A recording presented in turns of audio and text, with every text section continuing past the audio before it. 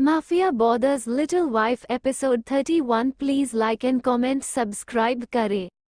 वीर की बात सुनकर राजेश जी शक पक जाते हैं। उनके मुंह से शब्द ही नहीं निकल रहे थे कि अब वो वीर को क्या जवाब देंगे। राजेश जी हकलाते हुए वीर से कहते हैं, इसी बात नहीं है मिस्टर ओब्रायनी, प्लीज कंप्लीट लिखवाने के बारे में सोचा था, लेकिन राजेश जी आगे कुछ कहता उससे पहले ही वीर तिरछी मुस्कुराते हुए कहता है, मैंने तो बस यूं ही कह दिया था मिस्टर मिश्रा, लेकिन आपने तो सच में प्लीज कंप्लीट नहीं लिखवाई। अब तक आप सच में बहुत लापरवाह है। आपको अपनी बेटी की कोई फिक्र नहीं थी, फिर क्यों आप मुझे उसे रात की फुटेज मांग रहे हैं। वीर की बात सुनकर राजेश मिश्रा कुछ सोचकर झूठी उदासी दिखाते हुए, अब मैं आपको क्या ही बताऊं मिस्टर ओबरॉय, मैंने अपने कुछ खास आदमियों को छवि के बारे में पता करवाने के लिए भेजा था कि आखिर वो कहाँ है, तो मुझे अपने खास आदमियों के जरिए यह बात मालूम पड़ी कि छवि किसी लड़के के साथ भाग गई है। ये बात जानकर तो मेरे पैरों तले जमीन ही खींच गई। मुझे समझ नहीं आ रहा था कि आखिर ऐसा हो सकता है क्या, क्योंकि मेरी बेटी छवि कभी घर से बाहर गई ही नहीं, फिर वो किसी लड़के के साथ कैसे भाग सकती है। लेकिन ये बात सच है कि वो किसी लड़के के साथ भाग गई है। अब ये बात जानकर मैं कैसे पुलिस स्टेशन जा सकता था, क्योंकि अगर मैं पुलिस स्टेशन में कंप्लेंट लिखवाता तो पूरे समाज में ही यह बात फैल जाती कि मेरी बेटी भाग गई है, और समाज में मेरी इज्जत की क्या ही वैल्यू रहती। और मेरी एक बड़ी बेटी सनी भी है, उसकी भी मुझे अभी शादी करना है। अगर यह बात हमारे रिश्तेदारों को पता चल गई कि मेरी छोटी बेटी छवि भाग गई है, तो फिर ईशानी से शादी कोई नहीं करेगा। छोटी बेटी की गलती की सजा मेरी बेटी बुगाटी, और ऐसा मैं बिल्कुल नहीं चाहता। बस यही वजह थी छवि के गुम होने की कंप्लेंट ना लिखने की। राजेश जी छवि के बारे में जो कह रहे थे वो सुनकर विधि अपने गुस्से में मुठिया भेज ली थी। उसकी वजह से उसके चेहरे के एक्सप्रेशन बदल चुके थे, जिस वजह से वीर के माथे की नसीब भरने लगी थी। लेकिन फिर भी वह राजेश मिश्रा के सामने खामोश बैठा रहा और अपने आप को नॉर्मल दिखाने की पूरी कोशिश कर रहा था, क्योंकि वीर नहीं चाहता था कि उसके गुस्से की वजह से राजेश मिश्रा को उसे पर शक हो। उसका प्लान कामयाब होने से पहले ही फेल हो जाएगा। राजेश जी आगे कहते हैं, मैं आपसे वो फुटेज इसलिए लेना चाहता हूं ताकि मुझे पता चल सके कि आखिर छवि उसे रात किसी लड़के के साथ थी। आखिर कौन है वो लड़का जिसके साथ छवि भाग गई। शायद हो सकता है उसे लड़के के बारे में पता चलने से मुझे छवि के बारे में भी पता चल जाए और उसे ढूंढने में मुझे आसानी हो जाए। अब जो होना था तो वह तो हो चुका, उसे बदल तो नहीं सकता, लेकिन मैं अपनी बेटी को ढूंढकर अपने पास लाना चाहता हूँ, क्योंकि मैं अपनी बेटी से बहुत प्यार करता हूँ। उसके बगैर मेरे लिए एक एक पल गुजारना मुश्किल हो रहा है। उसकी खुशी में ही मेरी खुशी है। जैसा छवि चाहती है वैसा ही मैं करने के लिए तैयार हूँ। राजेश जी की बात सुनकर वीर अपने मन में कहता है, मिस्टर मिश्रा, तुम मानगढ़ कहानियों से मुझे बेवकूफ नहीं बना सकते। मेरी जान पर तुमने बहुत ही घटिया इल्जाम लगाया है, इसलिए मैं तुम्हें कभी माफ नहीं करूंगा। मुझे पता है तुम्हें छवि से कोई मतलब नहीं है, सिर्फ उसकी प्रॉपर्टी से मतलब है, इसलिए तुम उसे ढूंढना चाहते हो, लेकिन मैं तुम्हें छवि तक कभी नहीं पहुंचने दूंगा। वीर को अपने में ही खोया हुआ देख राजेश जी कहते हैं, क्या हुआ मिस्टर ओब्रॉय, कहाँ खो गए? लगता है आपका ध्यान कहीं और है। वीर अपने सेंस में आते हुए, मिस्टर मिश्रा, मेरा ध्यान तो आपकी ही बातों में है। राजेश जी, तो फिर क्या आप मुझे उसे रात की फुटेज की पेन ड्राइव देने के लिए तैयार है? दूसरी तरफ इसने छवि को देखकर चौंक जाती है और अपने मन में रहती है ये छवि ओबरॉय ऑफिस में क्या कर रही है? ईशानी ने वहां से छवि के पास जाने के लिए अपने 2 कदम ही आगे बढ़ाए थे कि वहीं पर बैठी एक और लड़की जो कि मॉडल की ऑडिशन के लिए लाइन में लगी हुई कहती है, तुम कहाँ जा रही हो? अगर तुम यहाँ से गई तो तुम्हारा नंबर फिर से लास्ट में चलाया जाएगा, इसलिए यही बैठकर अपना नंबर आने का इंतजार करो। इसने अपने पीछे मुड़कर देखती है तो उसके पीछे करीब 12 से 15 लड़कियां और बैठी थी, उसके आगे भी इतनी ही लड़कियां बैठी थी। ईशानी फिर अपने सामने देखती है तो वहां पर अब छवि उसे दिखाई नहीं दे रही थी, क्योंकि छवि अपने लिए काफी लेकर वहां से जा चुकी थी। ईशानी अपनी गर्दन चारों तरफ घूम कर देती है तो उसे छवि कहीं पर भी नजर नहीं आ रही थी, तो इसने कुछ सोचकर उसे लड़की को कहती है, देखो मैं सिर्फ 5 मिनट में आऊंगी, मुझे वॉशरूम जाना है, इमरजेंसी है, तब तक के लिए तुम मेरी जगह संभाल लो प्लीज। ईशानी की बात सुनकर वो लड़की रहती है, लेकिन सिर्फ 5 मिनट, अगर तुम 5 मिनट में नहीं आई तो वो लड़की आगे कुछ कहती, इसने जल्दी से हाँ मैं 5 मिनट में जल्दी से आ जाऊंगी इतना कह कर ईशानी जल्दी से वहां से छवि को देखने के लिए निकल जाती है। ईशानी कॉफी मेकर मशीन के आसपास जाकर छवि को ढूंढते हैं, लेकिन छवि उसे वहां कहीं पर भी दिखाई नहीं दे रही थी। फिर ईशानी इस फ्लो पर हर जगह जाकर देखते हैं, लेकिन छवि उसे कहीं पर भी दिखाई नहीं दे रही थी, क्योंकि जब ईशानी ने अपने पास वाली लड़की की बात सुनकर पलटकर पीछे देखा कि उसके पीछे कितनी लड़कियां और है, तब इस वक्त छवि वहां से अपनी कॉफी लेकर लिफ्ट के अंदर जा चुकी थी। वहां पर सब जगह देखने पर भी इसने को छवि कहीं भी नजर नहीं आ रही थी, तो वो अपने मन में रहती है, मुझे यकीन है कि मैं छवि को ही देखा है, लेकिन इतनी जल्दी वो कहाँ जा सकती है? पर सवाल ये भी है कि वो यहाँ क्या कर रही थी? क्या वो यहाँ पर जॉब करती है? अगर वो जहाँ पर जॉब करती होगी, कोई ना कोई तो उसके बारे में जरूर जानता ही होगा। फिर ईशानी इस फ्लो की रिसेप्शनिस्ट के पास जाकर छवि के बारे में पूछता है, एक्सक्यूज मी, क्या आप मुझे बता सकती है कि यहाँ पर कोई छवि मिश्रा नाम की लड़की जॉब करती है?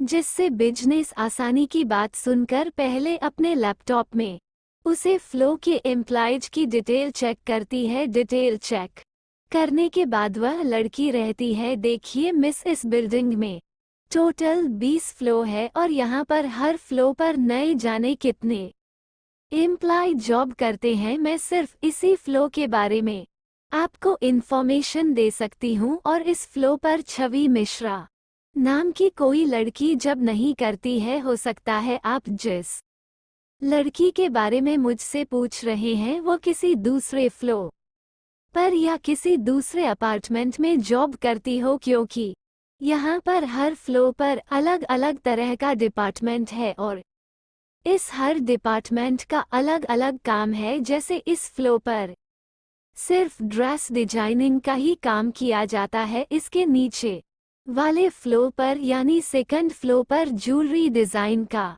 काम किया जाता है। ऐसा ही यहाँ पर हर फ्लो पर अलग अलग तरह का काम किया जाता है। और वो लड़की आगे और कुछ कहती उसके पहले ही सनी उसे लड़की की बातों से इरिटेट होकर कहती है, ओके ओके मैं समझ गई, यहाँ कौन क्या काम करता है, कौन से फ्लो पर काम होता है, इसके बारे में मुझे जानने में कोई दिलचस्पी नहीं है। मैं सिर्फ तुम्हें छवि मिश्रा के बारे में पूछ रही थी, तुम तो मुझे पूरी ऑफिस की डिटेल ही देने लगी। इतना कहकर इसने वहां से गुस्से में चली जाती है और वो लड़की अपना मुंह बना लेती है। ईशानी फिर वहां मॉडल की लाइन में आकर बैठ जाती है। अभी सनी के मन में सिर्फ छवि घूम रही थी, वो अपने मन में रहती है, इतने बड़े ऑफिस में छवि को ढूंढना मुश्किल है, पर कोई बात नहीं, एक बार मेरा यहाँ सिलेक्शन हो जाए उसके बाद मैं छवि को ढूंढ लूंगी। मुझे यकीन है वो छवि ही थी। अगर वो यहाँ जॉब करती है तो वह जरूर मुझे मिल ही जाएगी। फिर अपने चेहरे के एक्सप्रेशन सख्त करके, तुमने यह अच्छा नहीं किया छवि, घर से भागकर तुम्हारी वजह से मुझ पर पापा ने पहली बार हाथ उठाया। मुझे पर इतना गुस्सा किया पापा, तो इतना परेशान होना पड़ा। मुझे क्या पता था कि तुम एक मौके की तलाश में हो घर से भगाने के लिए, वरना मैं तुम्हें कभी उसे रात हूँ उसे होटल में नहीं लेकर जाती। एक बार में मेरे हाथ लग जाओ, ऐसा सबक सिखाऊंगी कि जिंदगी भर याद रखोगे। मीटिंग रूम में राजेश जी, तो फिर क्या आप मुझे उसे रात की फुटेज की पेन ड्राइव देने के लिए तैयार हैं? राजेश जी की बात सुनकर वीर कहता, I am sorry mister Mishra, में आपको वो पेन ड्राइव नहीं दे सकता। अभी मैं थोड़ी देर पहले ही आपसे कहा है, आपने ही मेरे को ही रिश्तेदार लगते हैं, नहीं मेरे दोस्त है और ना ही आप मेरे बिजनेस पार्टनर है। आप सिर्फ मेरे एक क्लाइंट है, इसके अलावा और कुछ नहीं।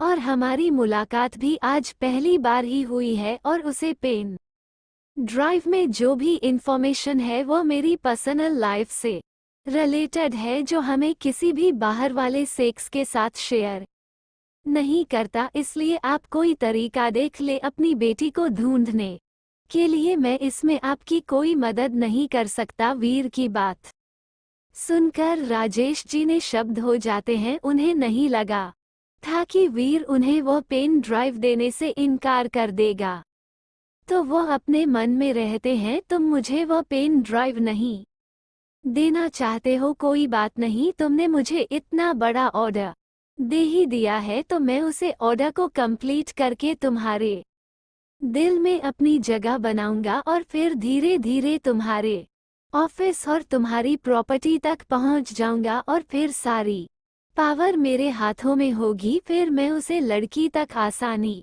से पहुंच सकता हूं। एक बार वो लड़की मेरी हाथ लग जाए, फिर अच्छा सबक सिखाऊंगा उसे। फिर राजेश जी जबरदस्ती काम मुस्कुराते हुए वीर से कहते हैं, कोई बात नहीं मिस्टर ओबरॉय, आप सही कह रहे हैं, उसे पेन ड्राइव में आपकी पर्सनल इंफॉर्मेशन है, नहीं तो बाहर वाला हूँ, मुझे कोई हक नहीं है आपकी पर्सनल इंफॉर्मेशन जानने का। मैं अपनी बेटी को ढूंढने के लिए कोई और तरीका निकाल लूंगा। फिर राजेश जी खड़े होते हुए, अच्छा मिस्टर, मुझे चलना चाहिए यहाँ से जाकर, मुझे जल्दी से जल्द आपके ऑर्डर की तैयारी करनी है, तभी तो हमें 1 महीने में आपका ऑर्डर कंप्लीट कर पाऊंगा। वीर, ठीक है मिस्टर मिश्रा, आप पहले रोहित के साथ जाकर होटल से रिलेटेड जो भी फॉर्मेलिटी है उसे पूरा कर लीजिए। Rajesh ji, okay mister Oberoi. फिर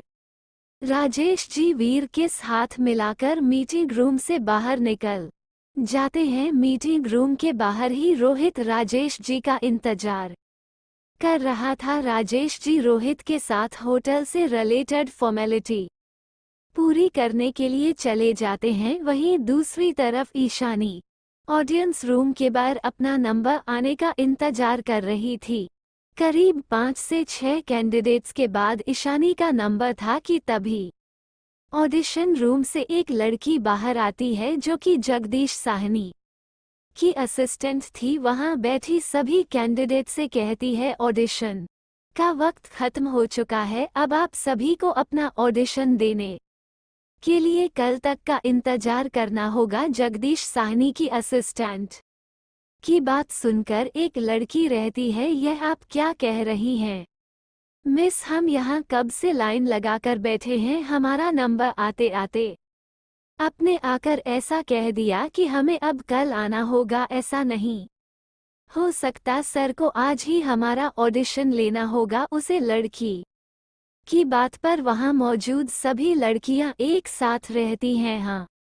हाँ, हमारा ऑडिशन आज ही लेना होगा। ईशानी तो उसे असिस्टेंट की बात सुनकर जैसे बहुत खुश हो गई थी, क्योंकि जब से ईशानी वहां पर ऑडिशन के लिए बैठी थी, तब से नई जाने कितने कैंडिडेट अपना ऑडिशन देने के लिए ऑडिशन रूम में जा चुके थे, लेकिन उनमें से सिर्फ एक या दो ही कैंडिडेट सेलेक्ट हो पाए थे, इसलिए इस आने को डर था कि कहीं वो अपने ऑडिशन में फेल न हो जाए। असिस्टेंट की बात सुनकर ईशानी को लगा कि उसे एक दिन का तो मौका मिल ही जाएगा अपने आप कोटेशन के लिए तैयार करने का, इसलिए वो बहुत खुश हो जाती है। उन सभी लड़कियों की बात सुनकर वो असिस्टेंट रहती है। देखिए, ऑडिशन का वक्त शाम को 6 बजे तक का रहता है। शाम के 6 बज चुके हैं, इसलिए ऑडिशन कहावत खत्म हो चुका है। लेकिन आप फिक्र मत कीजिए, जहां पर आप अभी अपने नंबर लगाकर बैठी है, कल से आपका नंबर इसी नंबर से ही स्टार्ट होगा। जैसे कि आप अगर 3rd नंबर पर है तो कल भी आपका 3rd नंबर पर ही रहेगा।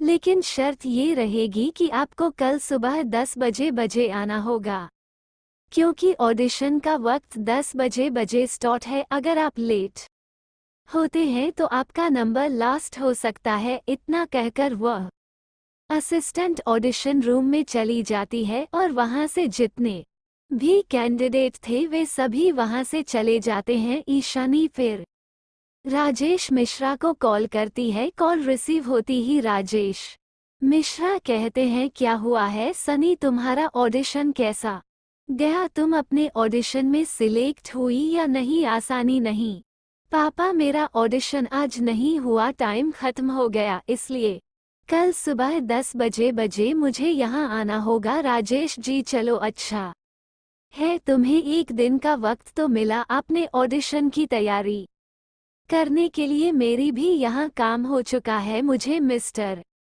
ओब्रॉयस ने एक बहुत बड़ा होटल दिया है। तुम ग्राउंड फ्लोर पर पहुँचे, मैं भी बस पहुँच रहा हूँ, तुम्हें मिलकर मैं सारी बात बताऊंगा। इस सनी ओके पापा। मीटिंग रूम में राजेश मिश्रा के जाने के बाद भी अभी भी मीटिंग रूम में ही बैठा था और अपने फोन से मिल से बात कर रहा था। आज राजेश मिश्रा और वीर के बीच जो भी बात हुई, वीर ने वो सारी बातें नील को बताती थी, जिसे सुनकर नील कहता है, वो भाई you are great Rajesh Mishra, कुछ हद तक हमारे प्लान में फंस चुका, अब आगे क्या करना है? वीर, अभी हमें कुछ नहीं करना है नील, अभी राजेश मिश्रा को अपना ऑर्डर पूरा करने दो। मुझे पता है राजेश मिश्रा के पास इतना पैसा नहीं है कि वो 5 करोड़ का ऑर्डर कंप्लीट कर सके। मैं राजेश मिश्रा को जो 1 करोड़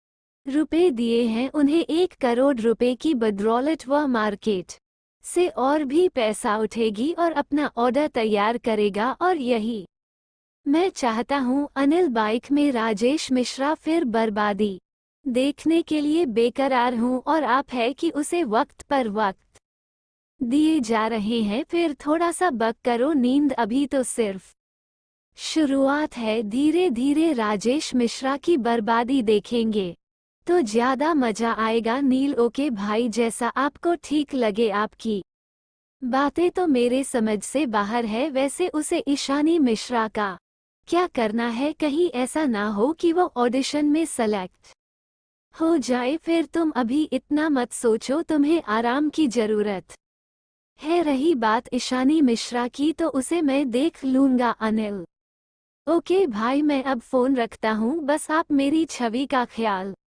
रखना। वीर, हाँ, छवि सिर्फ तुम्हारी ही प्रिंस नहीं है बल्कि मेरी भी जान है, उसका तो मैं अपनी जान से भी ज्यादा ख्याल रखूंगा। अनिल मुस्कुराकर, हाँ भाई, मुझे पता है, मैंने तो बस ऐसे ही कह दिया। आई लव यू भाई। इतना कहकर नील फोन कट कर देता और फिर वीर अपने फोन को देखकर मुस्कुरा देता है और मुस्कुरा कर कहता है, लव यू टू मेरी तुम और छवि दोनों ही मेरी जान हो। वीर अपने फोन देख ही रहा था कि उसका फोन फिर से बजने लगा और फोन पर रोहित नाम फ्लैश हो रहा था। वीर कॉल रिसीव करके अपने कान पर लगता है तो दूसरी तरफ से रोहित कहता है, राजेश मिश्रा ने ऑर्डर से रिलेटेड सारी फॉर्मेलिटी को पूरा कर दिया है और मैं उनके कॉन्टैक्ट पेपर पर सिग्नेचर भी ले लिए हैं। अब आगे क्या करना है? वीर, अभी फिलहाल तुम जगदीश साहनी को मीटिंग रूम में लेकर आओ, मुझे उनसे कुछ जरूरी बात करनी है। Rohit okay first. बस दूसरी तरफ राणा विला बलदेव राणा अपने बंगलो के किंग साइड सोफे पर बैठे हुए थे और उसके सामने एक आदमी खड़ा तो जो मल्हार में का मूल की फुटेज लेकर आया था। बलदेव राणा के कहने पर वो बलदेव राणा अपने सामने बड़ी सी कांच की टेबल पर रख लैपटॉप में उसे फुटेज को देख रहे थे। बलदेव राणा उसे फुटेज को देखकर कहते हैं, इस फुटेज में तो ऐसा कुछ भी नहीं है जिसे मुझे ये बात पता चल सके कि मेरा बेटा रॉकी और थॉमस का बेटा जॉन कहाँ है। बलदेव राणा की बात सुनकर उनके सामने खड़ा आदमी कहता है, मैंने तो आपसे पहले भी कहा था सर कि हमने ये फुटेज देख ली है, इसमें ऐसा कुछ नहीं है जिससे हमें पता चल सके कि रॉकी सर कहाँ है। बलदेव राणा अपने सामने खड़े आदमी को देखकर गुस्से में चलते हुए, बकवास बंद करो अपनी, तुम बेवकूफ हो, तुम्हारे पास दिमाग बहुत कम है इसलिए तुम्हें जो दिखता है उसे पर यकीन कर लेता हूँ, लेकिन जो छुपाया जा रहा है उसे देख नहीं पाए। फिर अपनी नज़र लैपटॉप स्क्रीन पर बढ़ते हुए, इस फुटेज में ऐसा कुछ है जो हमसे छुपाया जा रहा है। मुझे लग रहा है कि यह किसी की चाल है जो नहीं चाहता कि मुझे अपने बेटे के बारे में पता चल। फिर कुछ सोच करो उसे आदमी की तरफ देखते हुए, तुम एक काम करो, उसे मॉल के मैनेजर को उठा लो, अब वही हमें सारी सच्चाई बताया। बलदेव राणा की बात सुनकर वह आदमी अपनी गर्दन हाँ में हिलाकर वहां से आप चले जाता है और बलदेव राणा अपनी नज़र फिर से लैपटॉप स्क्रीन पर बढ़ा देता है और फुटेज को रिवाइज करके देखने लगता है। क्या बलदेव राणा छवि के बारे में पता लग पाएगा? जानने के लिए मेरे साथ बने रहिए। Mafia brothers little wife, please like and subscribe.